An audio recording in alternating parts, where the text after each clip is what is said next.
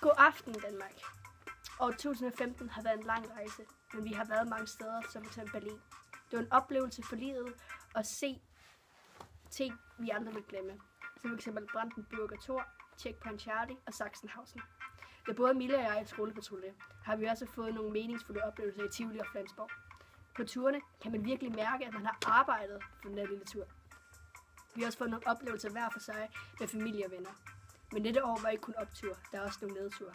Som f.eks. angrebet på Paris og angrebet i København. Det var ikke bare et angreb på Frankrig. Det var ikke bare et angreb på Paris. Men det var også et angreb på menneskeheden. Med disse angreb viste, hvordan vi her i Europa og hvordan vi i lille Danmark står sammen om at leve så trygt som muligt. Men der er også sket en masse i vores hverdag. Som skolereformen. Vores skoledag er næsten blevet vendt på hovedet. Men vi var stærke. Vi var modige. Vi stod sammen for at komme igennem det. Mange unge kæmper stadig for at få denne reform ændret. Men hvis vi holder os til skolerelaterede ting, havde vi også projektuge på Hyldehøjskolen.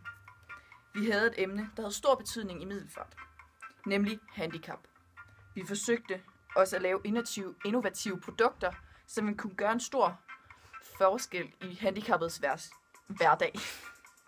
Det viser også, at vi prøver at hjælpe hinanden og stå sammen i den her lille by. Dette år har været langt og kompliceret og twerksomt. Vi har rippet den ene af.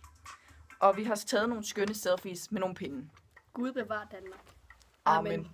Yes!